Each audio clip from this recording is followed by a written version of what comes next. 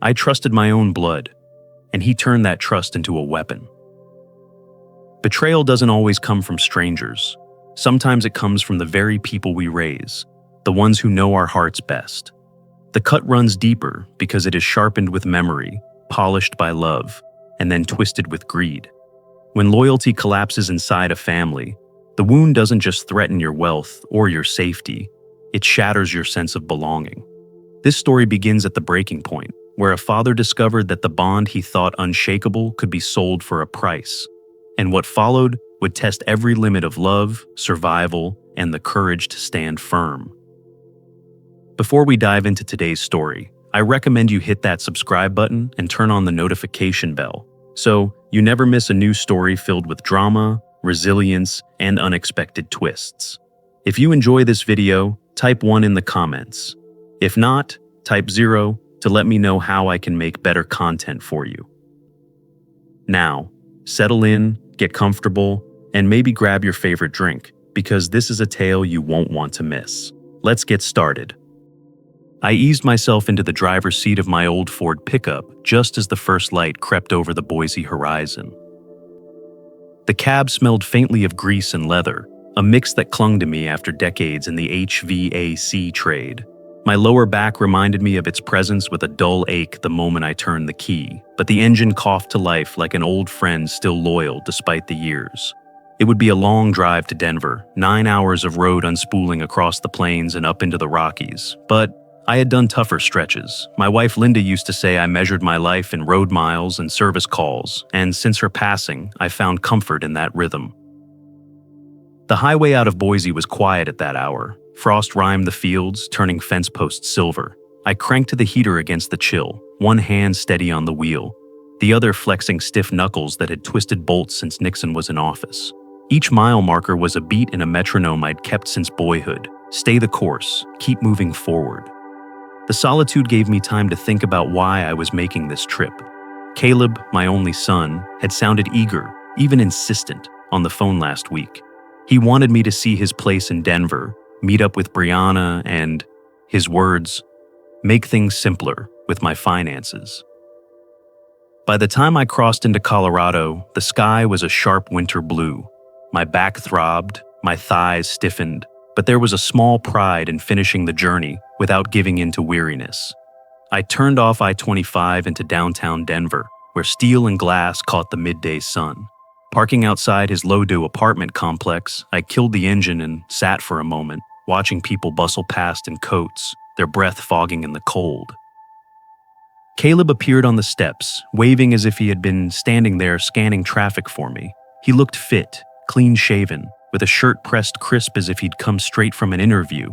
His hug was firm, maybe too firm, the kind of grip meant to convince rather than simply welcome. His smile stretched wide, but his eyes darted off mine almost immediately. I felt the tension in his shoulders before he let go. "Dad, you made it," he said, a brightness in his voice that didn't match the twitch of his fingers as they toyed with his wristwatch. "I made it," I replied, shifting the weight of my bag, "though your old man's spine might never forgive the mountains." He laughed, but it came out clipped, like a sound rehearsed. He offered to carry the bag, fumbling the handle before I tightened my grip. His palms were clammy in the winter air. I asked if everything was all right. He insisted it was, said he was glad I'd come, that Brianna was cooking up lunch. The building's glass doors reflected both of us back. An aging man with graying hair and a younger version who carried the same jawline, but wore it tighter, more guarded. As we walked toward the lobby, Caleb cleared his throat and slipped in what seemed an afterthought, but was anything but. "Before we eat, I thought we could swing by the bank across the street. They've got this great CD program, high interest, and it might be smart to put some of your savings there. I can help with the paperwork, make sure my name's on file, so if you're on a trip or, not around, I can handle things for you." The words came smooth, too smooth, like lines memorized in the bathroom mirror. I studied him from the corner of my eye. His jaw was tight, his stride just a bit too quick. I'd spent a lifetime reading customers, men who wanted parts on credit they couldn't afford, contractors who promised checks next week that never came. Caleb's voice carried the same urgency, the same pressure disguised as opportunity. We crossed the street together. The air smelled of exhaust and roasted coffee from a corner shop, the wind cutting sharp through my coat. I felt the stiffness in my knees with each step, but I kept pace, reminding myself not to judge too fast. He was my boy after all, and maybe he really was just thinking about my future. Linda had always said I was too quick to suspect, too slow to forgive. Perhaps this was my chance to show her I could still give him the benefit of the doubt. Yet, as the glass facade of the bank loomed ahead, reflecting pale winter light, I tightened my grip on my leather satchel. My gut told me something was off, though I couldn't put a finger on it yet. Life had taught me that danger rarely walked through the front door shouting its name. More often it slipped in quietly, wearing the smile of someone you trusted. I told myself to stay calm, to keep my eyes open. I had come this far to see my son, to share a meal, maybe a laugh. But as the automatic doors parted and warm air rushed out to meet us, I carried with me the nagging thought that today might not unfold the way a father hopes when he travels to see his child. If you're still watching and feeling the weight of this betrayal, comment number 1 below so I know you're with me. Now, let's step into chapter 2. The glass doors shut behind us with a soft hiss, and the hush of the bank was a world away from the noise of Denver's street. Warm air carried the faint scent of printer ink, floor polish, and the sterile tang of new paper. A few customers milled near the teller windows, voices low, shoes tapping against marble tile. Caleb strode in like he belonged, nodding at the receptionist as though he'd been here 100 times. She greeted him by name, which unsettled me. My son had only lived in this city for a short while, yet he was already known here as if he had a permanent seat in the lobby.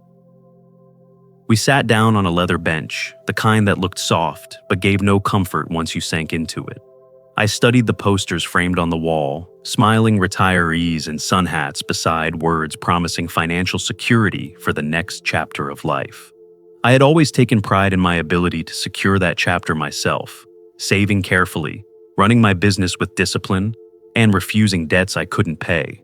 Now, the irony of sitting beneath those slogans, with my son fidgeting beside me, was not lost on me.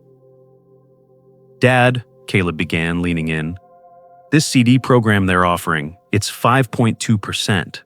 Practically unheard of right now. You lock in, we grow the money together. And if I'm on the account, I can handle things for you when you're off traveling. Makes life easier." His voice was smooth, too smooth, like a salesman reading from a script. He pressed the words "we" and "together" a little too hard, as if partnership were the heart of it. But partnership requires trust, and his eyes kept slipping off mine, skimming the floor, the ceiling, the receptionist's desk, anywhere but the truth. I nodded slowly, letting him believe I was weighing the pitch, though inside my chest the first alarm bell was ringing. In 40 years of business, I'd seen the same polished tone from customers who claimed they'd pay next week and never did. The phrases were the same, only the faces changed. Before I could respond, a woman approached us. She was in her 40s perhaps, dark hair tied neatly back, a navy suit sharp against the pale light pouring through the windows. Her name tag read Anita Patel, and she carried herself with the calm assurance of someone used to sorting real money from empty promises. She welcomed both of us with a polite smile, then explained that their system was updating and asked if we would mind waiting a few minutes. Caleb flashed her a grin, acting as though delays were trivial. I caught the way her eyes lingered on me, measuring something more than my balance sheet. Moments later, she returned, her professional smile unchanged, and invited me to a separate office. "Just routine signature verification," she explained, lowering her voice slightly, "part of our elder protection protocol." The phrase elder protection hung between us heavier than it should have, but I stood, following her through a frosted glass door. The office was small, functional, its desk neat except for a single folder placed squarely in the center. Once the door closed, Anita's entire demeanor shifted. The courteous polish faded. What remained was firm concern. She leaned forward and spoke in a low, deliberate tone. "Mr. Briggs, I need you to listen carefully. This morning your son came in with a document, a durable power of attorney, naming himself as your financial agent.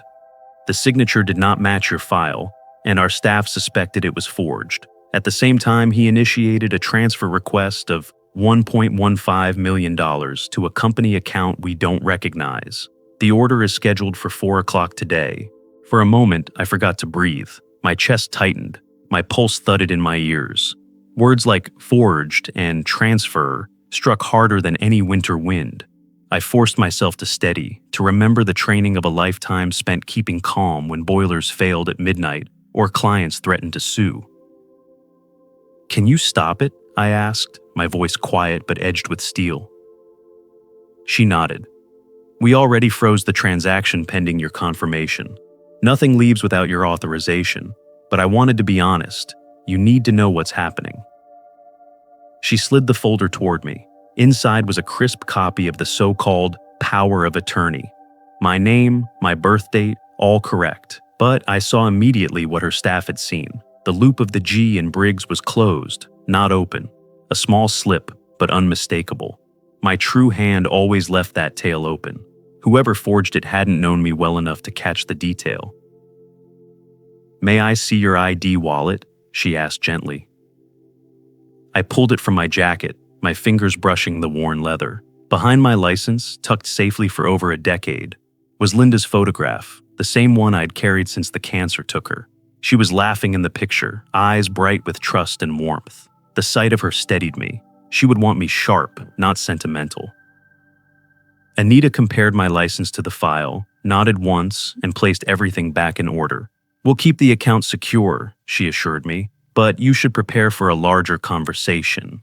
This isn't just a transaction. It may be part of a broader attempt to take control of your finances." I absorbed the words, the reality pressing down like the mountain passes I'd driven that morning. My son, the boy I had carried on my shoulders through county fairs, was walking me into a trap with forged papers and $1 million lie. When we left that office, I knew I had to keep my face calm. Caleb was waiting outside, expecting me to return with easy approval. He would see nothing on my face except the same patience I'd shown since he was a child. But inside, I had crossed into new territory. No longer suspicion, but certainty. The game had already begun, and I was late to the board. If this moment shocked you, and you can sense the storm ahead, drop a number 2 in the comments to stay with me. Now, let's uncover Chapter 3. I walked out of Anita Patel's office with the weight of a new truth pressing down on my chest. My face stayed calm, every muscle held in check, though inside it felt like the floor had just given way beneath me.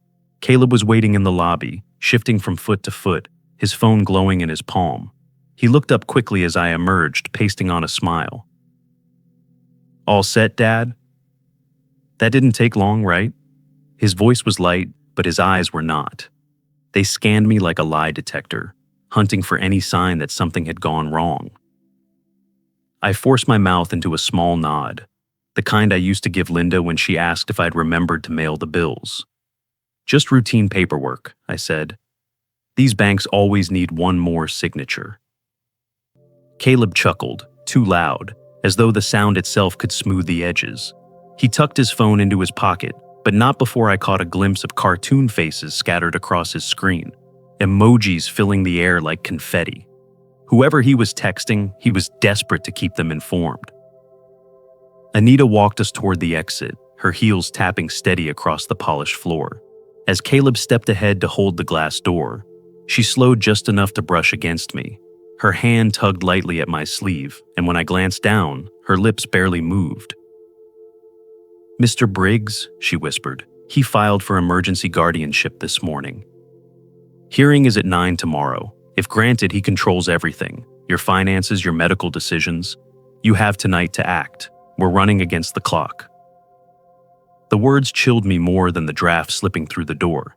Guardianship, not just money. My very autonomy was under siege, and the petitioner was my only son. I met her eyes for half a second, long enough to convey I understood, then walked on as if nothing had been said. Caleb was watching. Outside, the Denver air hit sharp and cold. Traffic rolled by, horns echoing faintly off the surrounding buildings. Caleb stretched his arms, exhaling like someone who had just closed a deal. He gestured toward the apartment complex across the street. "Let's head back, Dad. Brianna's got lunch waiting, and I don't want her lasagna to burn." I fell into step beside him, my bag slung over my shoulder, the forged power of attorney folded discreetly in my jacket pocket. The copy Anita had slipped me would be my proof, my shield. My mind was already cataloging the steps ahead. A lawyer, sworn affidavits, immediate filings to block his motion. Years of running a business had trained me to treat crises like math problems. Variables to track, deadlines to hit, outcomes to calculate. But this was no balance sheet. This was blood. As we crossed the street, Caleb launched into a story about a new project at his job, sprinkling in jargon and acronyms, as though to distract me with the noise of success. His words tumbled over each other, too fast, too polished. I half listened, nodding at the right moments, while my gaze drifted to the reflections in the glass towers above us. In the mirrored panels, I saw an old man walking with a younger one, and for a flicker of time, I wished that image were true, father and son sharing a normal afternoon. But the truth was already poisoned. Back in the apartment, Brianna greeted us at the door, apron dusted with flour, hair pulled back, eyes tired. She hugged me warmly, though her hands trembled as they touched my arm. Caleb made a show of kissing her cheek and bragging about the bank visit, but her smile didn't reach her eyes. She busied herself with plates and silverware, the clink of dishes covering the silence that had settled between the three of us. I excused myself to the restroom, locking the door behind me. I pulled the forged document from my pocket and studied it under the harsh bathroom light. The strokes were precise, but the hand was not mine. Whoever had drawn them believed they could impersonate a lifetime of bills paid, contracts signed, letters written to my wife. They hadn't known the small flourish of my pen, the quirks Linda used to tease me about. That ignorance was their mistake. I folded the paper again, slid it back into my jacket, and stared at my reflection. The man looking back at me was tired, his hair thinned, his cheeks lined with decades of hard work. But his eyes were steady. I had survived recessions, lawsuits, even burying the woman who kept my heart steady. I would survive this. When I returned, Caleb was pouring wine, the deep red sloshing unevenly into the glasses. He pushed one toward me, his grin wide but strained. "Two new beginnings," he said. "Oh." I lifted the glass, careful to let it hover rather than clink. "To family," I replied, the word tasting bitter on my tongue. Brianna's hands froze over the serving dish. She glanced at me quickly, something unspoken passing in that look. Fear, maybe apology. I gave her the smallest nod, then turned back to my son.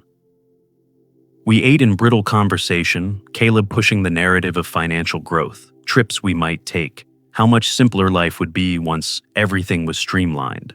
I chewed slowly, each bite of lasagna heavy in my mouth. He didn't know that I already understood the game, that the countdown had begun and I had one night to prepare. As the meal dragged on, I forced myself to laugh at his jokes, to nod at his plans. Every move I made was deliberate, calm, measured, betraying nothing. If he suspected I knew, the trap would spring sooner, and I was not yet ready. By the time plates were cleared, I had resolved myself.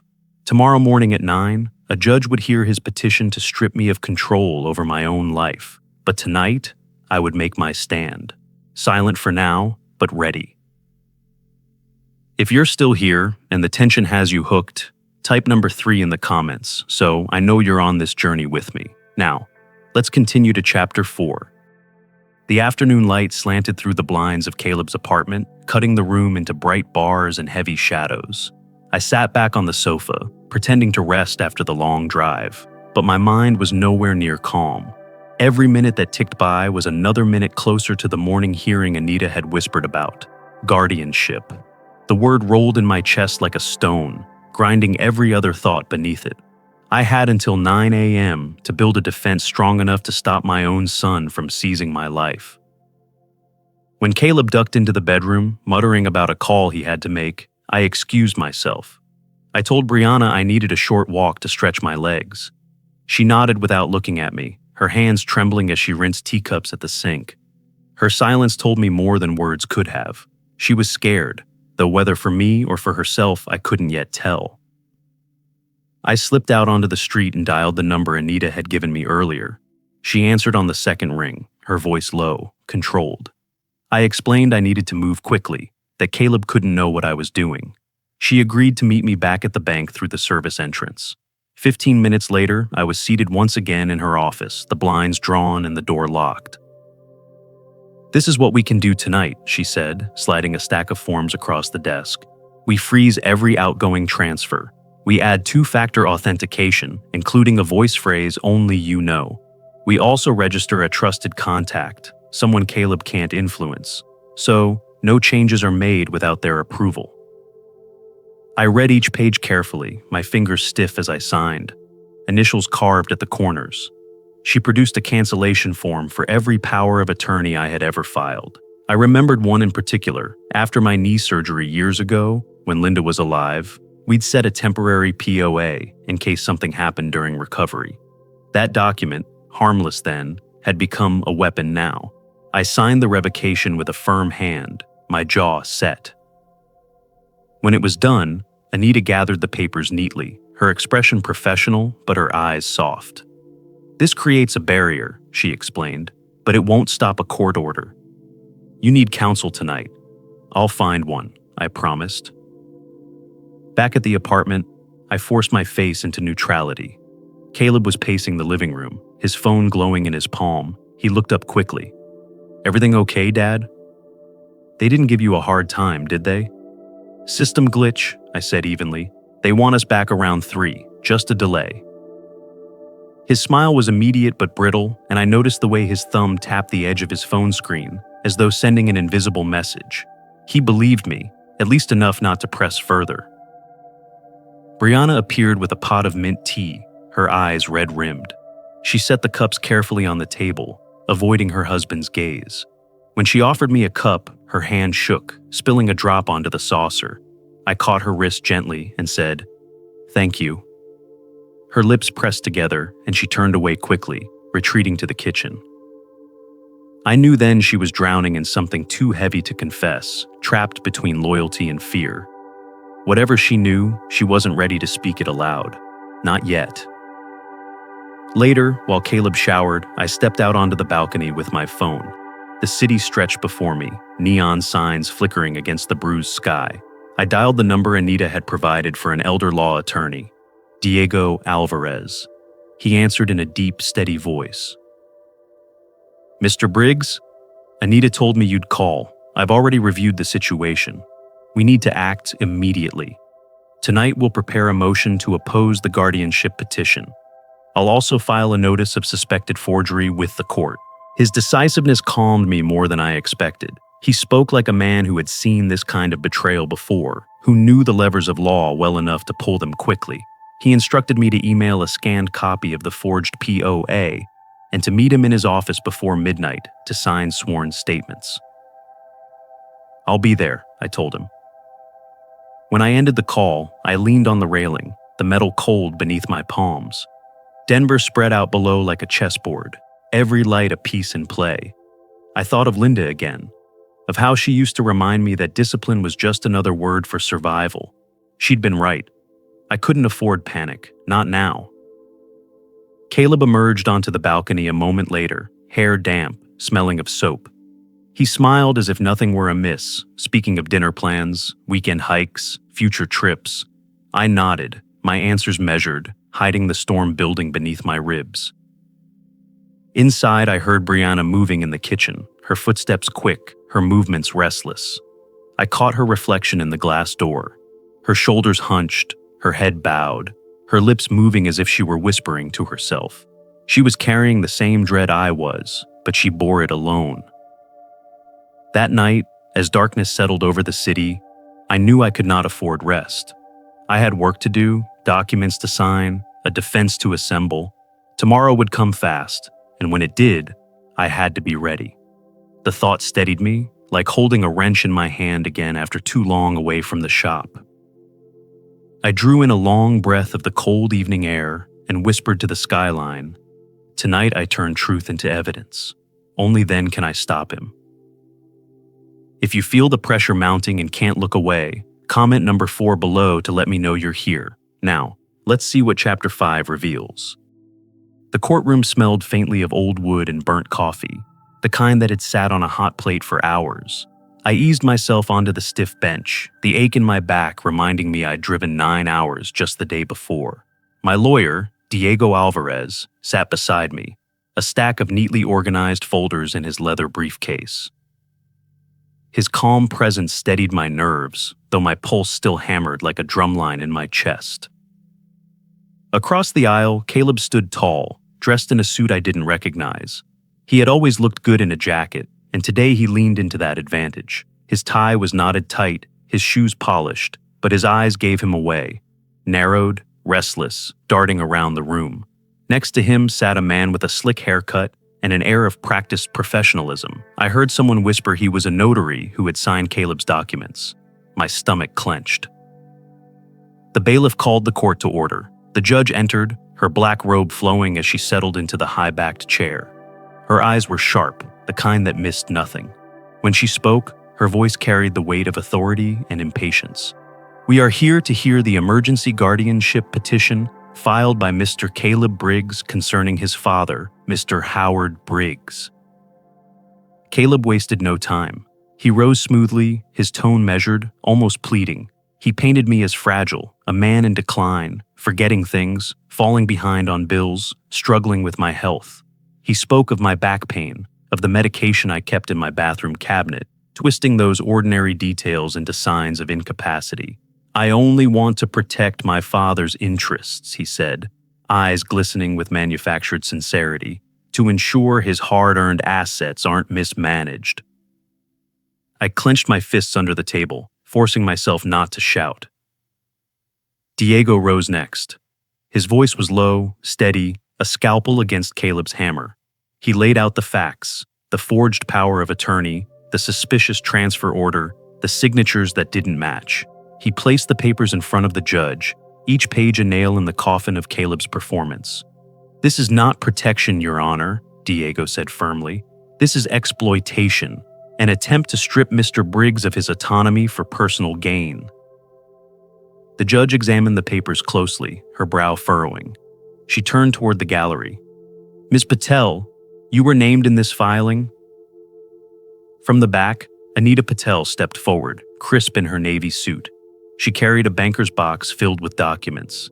Yes, Your Honor, she said. I am branch manager at Front Range Community Bank. Yesterday, I personally verified that the signature on the power of attorney did not match Mr. Briggs's records. My staff also intercepted a pending transfer order of $1.15 million from his account to a company we flagged as suspicious. Caleb's jaw tightened. His polished calm cracked for a fraction of a second. The judge leaned back, fingers steepled. Mr. Briggs, she said, do you contest your son's petition? I stood, my knees protesting the motion, and looked her in the eye. Yes, Your Honor. I am 66 years old, still running my business in Boise, still making my own choices. I may walk slower than I used to, but I am not incompetent. I will not hand over my life's work to anyone, not even my own son. The silence afterward rang louder than any gavel. Finally, the judge spoke. This court will not grant emergency guardianship at this time. There is sufficient evidence of potential fraud and financial exploitation to warrant further investigation. The petition is suspended pending review. Her gaze snapped to Caleb. Until then, you are not to exercise any control over your father's affairs. Am I clear? Caleb nodded stiffly, though the rage in his eyes burned hotter than his voice could contain. The gavel struck. Case adjourned. As we filed out into the hallway, Caleb brushed past me, his lips tight. His whisper was sharp enough to cut. You think this is over? You just bought yourself a little time, old man. Diego placed a steadying hand on my arm, pulling me aside. He's rattled, but not finished. We need to prepare for his next move. Anita joined us, her expression grave. "There's more you need to know," she said, lowering her voice. "The company Caleb tried to send money to, Everridge Holdings, LLC, it's a shell. The registered agent is Miles Yates, a former friend of your son's. And yesterday we uncovered an active life insurance policy in your name, with Caleb as the sole beneficiary. Premiums were being paid using a secondary card linked to your account." The air seemed to drain from my lungs. It wasn't just about money anymore. If Caleb had arranged for that policy, then he had calculated my death into his profits. Diego's jaw tightened. "That changes everything. We're not just dealing with financial fraud. This edges toward attempted homicide." I stared at the floor tiles, their sterile sheen blurring before my eyes. The boy I had raised, the boy Linda and I had prayed for at bedtime, was now treating me like a line item on a balance sheet. Not just disposable, profitable. When I lifted my head, both Anita and Diego were watching me, waiting for my response. My voice came out rough but steady. "Then we fight. Whatever comes next, we fight." The hallway buzzed with strangers, attorneys, and clerks rushing past, oblivious to the storm that had just broken over my life. But I knew this much. Tomorrow wasn't promised, not with Caleb plotting in the shadows. This afternoon would be the true test, and I would meet it head-on. The cafe across from the courthouse was half full, the low hum of conversation punctuated by the clink of spoons against porcelain. Sunlight spilled through the tall windows, but it felt colder inside than out. I sat at a corner table with Diego Alvarez on one side and Anita Patel on the other, my coffee cooling untouched before me. The air carried the bitter scent of roasted beans and burnt toast, and beneath it all, the ticking of the wall clock pressed like a reminder that time was no longer my ally. Diego leaned forward, his dark eyes steady. "Mr. Briggs, what happened in that courtroom bought us breathing room, not safety. Caleb can still amend his petition, bring in false witnesses, or file again. That's how these cases go." I nodded, though my chest tightened. The gavel that had struck in my favor an hour ago hadn't ended the storm. It had only delayed it. Anita opened a folder between us. Her tone was precise, clipped, as though every word had been rehearsed to cut through denial. "We stopped yesterday's transfer, but Everridge Holdings is still pressing. Their contact came by this morning demanding why the funds hadn't cleared. They're agitated. That means pressure is mounting on your son. If he can't deliver, he'll escalate." The name Everridge tasted foul in my mouth, a paper shell hiding men like Miles Yates. I pictured Caleb standing beside them, bartering my life away with the same confidence he once used to sell me on his high school debate victories. "So, what happens this afternoon?" I asked. Anita exchanged a look with Diego before answering. 4 p.m. That's when the transfer was scheduled to complete. If the money doesn't show, Miles and his partners will want answers. That's when they're most dangerous. The clock's hands moved closer to noon. Each sweep of the second hand sounded louder. Diego spread two options out as if they were cards on a table. You can authorize a partial payment, buy time, keep Caleb from spiraling deeper, or you stand firm, let law enforcement and the courts take their course.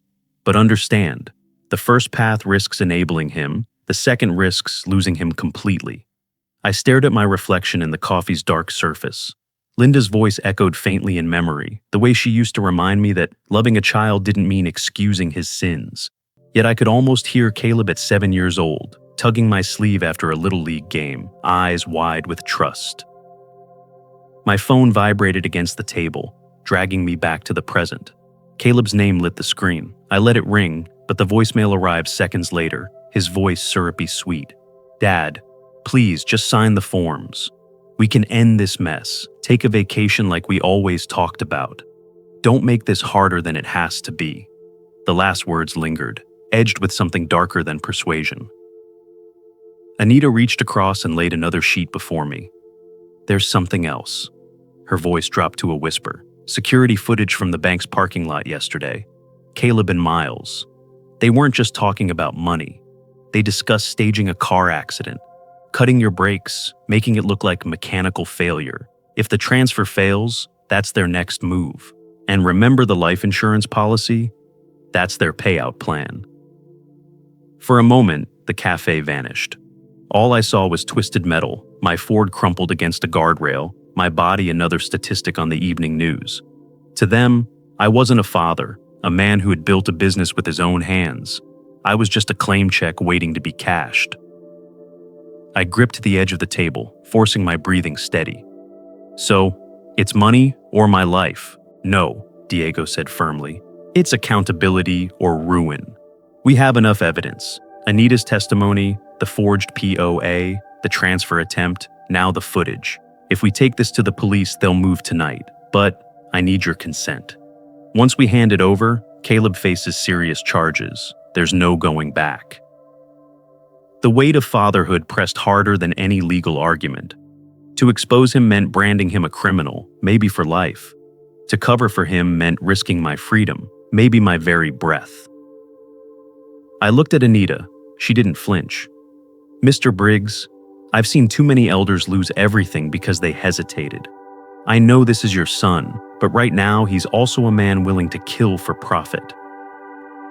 Outside the window, Denver bustled as if nothing were amiss. Buses exhaled at stops, children tugged their mothers' hands. A man sold hot dogs from a cart. Life continued, indifferent to the battle raging inside me. My phone buzzed again. Another call, then another. Caleb was relentless. Each vibration was a tether pulling at my resolve. Each voicemail a reminder of the boy he used to be and the man he had become. I closed my eyes, drawing a long breath, remembering the discipline that had carried me through decades of long hours, bad debts, and midnight emergencies. This was no different. It required clarity, not sentiment. When I opened them, both Diego and Anita were waiting, their gazes steady, braced for my answer. This afternoon, I said slowly, we don't pay. We don't bend, we fight. But we do it smart. You get the police ready, Anita. Diego, prepare whatever filings we need. If Caleb and Miles walk into that bank at 4 o'clock, they won't walk out free. The words felt like a verdict I had passed on my own blood. My heart ached, but my voice did not shake. The clock ticked past 12:30. 4 hours remained. 4 hours to turn betrayal into evidence, to turn a father's heartbreak into survival. I pressed my palm flat on the cool table, steadying myself. This is the choice, I whispered, and it changes everything. If you're still watching and the choice feels impossible, drop a number 5 in the comments to let me know you're with me. Now, let's move forward to Chapter 7. The afternoon sun slanted across the Denver skyline, gilding the glass towers in fading gold.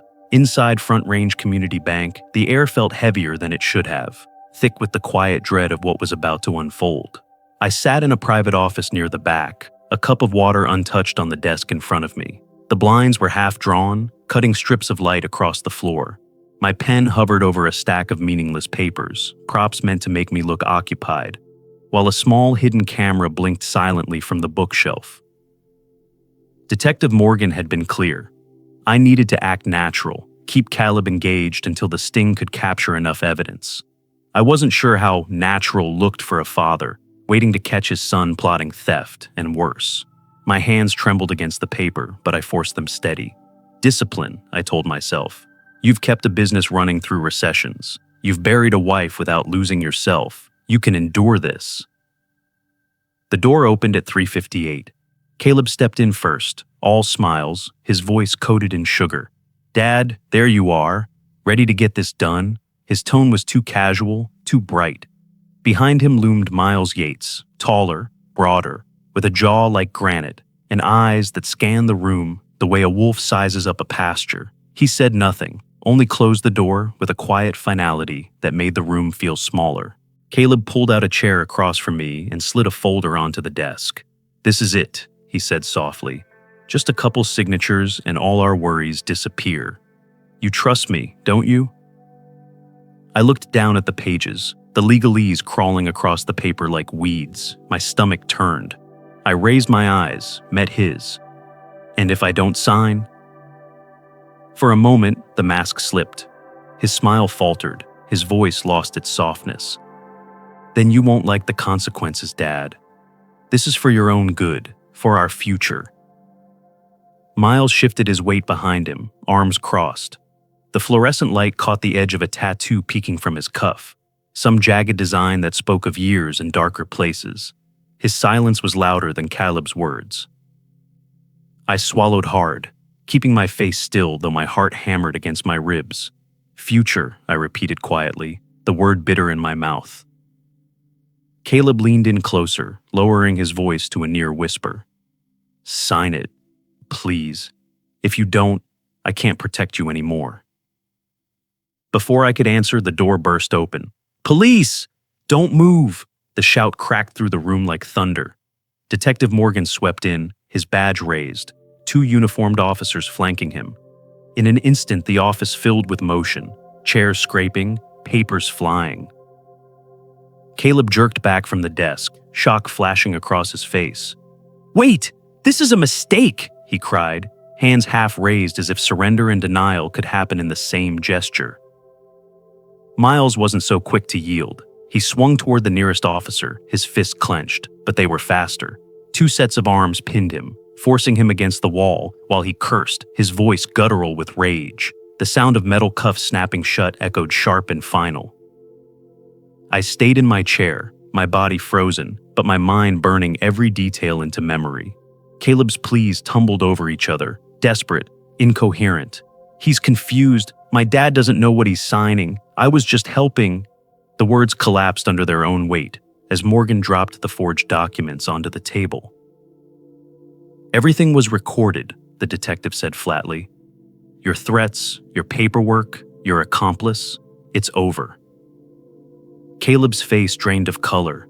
His eyes met mine across the table, wide, frantic, almost childlike for a fleeting second. Then the fury returned, raw and venomous. You did this, he hissed. You destroyed me. The officers pulled him to his feet, twisting his arms behind his back. His voice rose, no longer smooth or persuasive, but cracked, high, a man unraveling in front of everyone. You think you've won? You'll regret this, Dad. You'll regret it. I couldn't answer. My throat closed against words I might regret. I simply watched as they led my son out of the office, his voice echoing down the corridor until the heavy door slammed shut and left only silence. The room smelled of sweat and paper now, sharp and sour. I looked at the empty chair across from me, the folder still lying open, Caleb's pen rolling slowly toward the edge. My hands trembled as I picked it up and set it aside. Detective Morgan touched my shoulder lightly. You did the right thing, he said. I nodded, though the affirmation felt hollow. Right, perhaps. Necessary, absolutely. But it didn't feel like victory. It felt like burying something that had once been precious. When I finally stood, my legs stiff, Anita was waiting in the hallway. Her eyes searched mine, and I gave her the faintest nod. She understood. Alvarez arrived moments later, his briefcase in hand, his expression a mix of grim satisfaction and weary sympathy. As the 3 of us stepped out into the cool evening air, the city moved around us, cars honking, people laughing, life continuing as though nothing had happened. But inside me, something had broken and something else had hardened. My son was in chains, my life was intact, and nothing would ever be the same again. The apartment was quiet when I returned, too quiet for a place that had held so much tension the day before. Denver's evening lights shimmered through the balcony glass, painting long stripes of yellow and blue across the floor. My body felt heavy, as though every step carried the weight of betrayal and survival. Caleb was in custody now, and yet peace didn't come rushing back. It arrived in hesitant breaths, like a guest unsure whether it was welcome. Brianna waited in the kitchen, her apron folded in her hands like a shield. Her eyes were swollen from crying, and when she looked up, she flinched as though expecting judgment. "I'm sorry," she whispered, voice cracking. "I should have said something sooner." I knew something was wrong. He was secretive, angry, and Her voice broke, and she covered her mouth with her hands. I crossed the room slowly, resting a hand on her shoulder. "None of this is your fault," I said. "Fear silences good people. You did what you could." Tears rolled down her cheeks, but she nodded, relief flickering through her expression. For the first time, I realized she was as much a casualty of Caleb's schemes as I was, caught between loyalty to a husband and dread of the truth. Later that night, Diego Alvarez called. His tone was professional, but underneath it carried the weight of finality. The DA's office has enough evidence to prosecute both Caleb and Miles, he explained. The forged documents, the recorded threats, the bank footage, it's airtight. I'll need you to provide a detailed statement tomorrow. And, Mr. Briggs, be prepared for press inquiries. Cases of elder financial exploitation rarely stay private when this much money is involved. I agreed, though the thought of headlines made my stomach twist. For decades, I'd built a reputation in my community for honesty and hard work. Now, my name might appear in print alongside words like fraud, guardianship, betrayal. Even if the truth was on my side, the sting of exposure would remain. An hour later, Anita called. Her voice was calm, reassuring. Your accounts are secure. Every transfer has been blocked, and the life insurance policy filed under your name with Caleb as beneficiary has been terminated. We recommend updating your estate plan. Name a new beneficiary, someone you trust, to close all loopholes. Her words steadied me. At least the fortress I had built over 40 years still stood. I stepped onto the balcony alone, the city alive below with honking horns and neon lights. My reflection stared back at me in the glass, older now, lined with grief but not broken. Linda's memory rose unbidden, her gentle reminder echoing from the past. Survival is discipline. I closed my eyes, breathed in the night air, and repeated the phrase like a vow. My son had chosen a path I couldn't follow, but I still had something worth guarding, my dignity, my work, the years I had left. Tonight wasn't about revenge or victory. It was about finding the strength to move forward, even when the heart was heavy. If you're still here and the fallout is hitting hard, comment number 6 below so I know you're walking through this with me. Now, let's see how Chapter 9 unfolds. A week after the arrests, I pulled into my driveway in Boise, the crunch of gravel beneath my tires sounding steadier than my own heartbeat. The familiar sight of my small house, its paint weathered, its porch light flickering, brought a sense of relief I hadn't felt in months. Denver was behind me now, but the storm it had unleashed still rumbled in my chest. The first night home, I sat in my office surrounded by the smell of old books and engine oil, relics from decades of running the auto parts shop. The phone rang often, neighbors offering sympathy, distant relatives fishing for details they had no right to. The local news had picked up the story.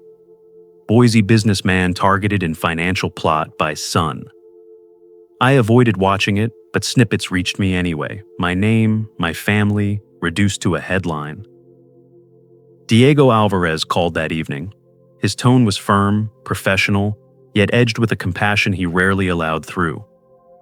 Howard, the DA has filed formal charges. Caleb is facing counts of financial exploitation, forgery, and conspiracy. Miles will be tried on top of that for attempted homicide. It will take months, but you won't have to fear them anymore. I thanked him, though the words tasted bitter. Fear wasn't the point anymore. It was grief.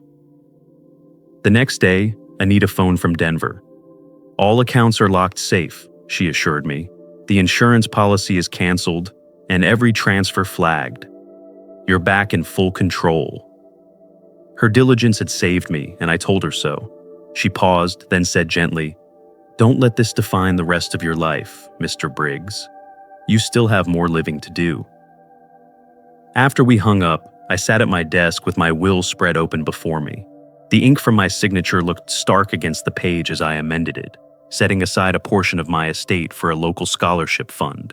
If my own son could not honor the work of my life, perhaps strangers would. That night, as I prepared for bed, an envelope slid beneath my front door. No return address, only Caleb's familiar handwriting scrawled across the front. Dad. Inside, the words cut me open. He wrote of fear in the jail cell, of betrayal he felt when I turned on him, of the opportunities he thought I had stolen. Between the lines of anger lay fragments of something else, regret, or maybe desperation. "I'm sorry, but you made me do it," one sentence read. I read it twice, my hands trembling, half apology, half accusation. I folded the letter carefully and slid it into my desk drawer. I could not forgive him, not yet, but I could not throw it away either. It was proof of the boy he had been, and the man he had become. From my office window, I watched Main Street quiet under the Idaho night. The shop signs glowed faintly, the same as they had when Linda was alive. Life had come full circle, ordinary, steady, yet changed forever. I whispered to the darkness, "The war is over, but the scars will stay." The crisp Boise morning carried the scent of wet leaves and wood smoke. I pushed open the window of my small office above the shop, letting in the cool air. Golden leaves drifted lazily down Main Street, scattering across the cracked pavement. For the first time in weeks, I felt a semblance of peace. The storm that had raged in Denver, the forged papers, the courtroom clash, the sting at the bank, was now a memory carved deep into me. I stood at my desk, tracing the grain of the wood with tired fingers. Caleb's betrayal was still a raw wound, but in its sting lay clarity. Love for a child, I realized, could never mean surrendering one's life to their recklessness. A parent's duty wasn't blind sacrifice, it was protection, even when that protection meant drawing lines a son could not cross. I thought of Linda then, her voice alive in memory. She would have urged compassion, but also discipline. "Survival is discipline," she used to whisper when I worked late into the night. Those words had carried me through recessions, grief, and now betrayal. They rang truer than ever. On the desk lay a half-finished letter. Not to Caleb, I had no words left for him, but to Brianna.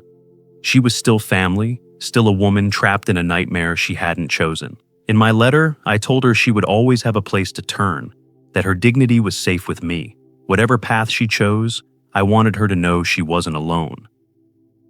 I also signed the updated will, redirecting much of my estate into a scholarship trust for local youth. If my own son had squandered his chance, maybe another young man or woman would seize it. That choice felt like both a safeguard and a quiet redemption, a way to transform loss into legacy. As I closed the drawer on Caleb's letter from jail, I made a silent vow. I would not let his bitterness define the remainder of my life. Forgiveness, if it ever came, would be on my terms, not at the expense of my peace. I stepped outside, the shop bell jingling as I opened the door. Across the street, a group of high school kids laughed as they headed toward the diner, their voices bright against the morning air. Life moved forward, unburdened. Watching them, I smiled faintly. What mattered wasn't the fortune nearly stolen, nor even the son I had lost. It was the fact that I had held on to myself, my truth, my dignity, my discipline, and in that, I found the message worth keeping. Life has a way of testing the very foundations we believe to be unshakable. Trust, family, and love are meant to be the cornerstones of security, yet they can also become the sources of the deepest wounds. Betrayal often arrives quietly, wearing the disguise of affection, until suddenly it strips away all illusions and leaves only hard truths behind. It is in those moments that we are forced to confront not just the actions of others, but also our own strength, our resilience, and our will to endure. What matters in the aftermath of such storms is not how much has been lost, but what has been preserved. Dignity cannot be stolen, integrity cannot be forged, and the discipline to survive is what carries us forward. Pain may linger, and scars will always remind us of battles fought. Yet survival itself is proof that even when trust is shattered, life does not end there. It bends, reshapes, and demands we rebuild with clearer eyes and stronger boundaries. There is wisdom in learning that love is not blind surrender, nor is it permission to be diminished. True love, even toward family, requires balance, respect, and limits. To set those limits is not cruelty. It is a way of honoring the life and values one has worked so hard to uphold. And when faced with choices that threaten both heart and survival, discipline is the compass that ensures one does not lose both. In the end, The measure of a life is not whether storms were avoided, but whether one emerged from them still standing, still whole, still true. The winds may break branches, but the roots of character, if strong, will always hold. These turning points remind us that setting boundaries and valuing ourselves is not just an act of courage, it's the foundation of living with dignity. Now, I'd love to hear from you. What's one lesson from this story that you feel connected to, and how will you apply it in your own life? Let's grow together by sharing our thoughts. If this story resonated with you, drop a 1 in the comments. If not, feel free to leave a 0. Your feedback helps us improve. And don't forget to like, share, and subscribe for more stories that touch the heart and spark reflection. Thank you for watching, and here's to living life with strength, honesty, and authenticity.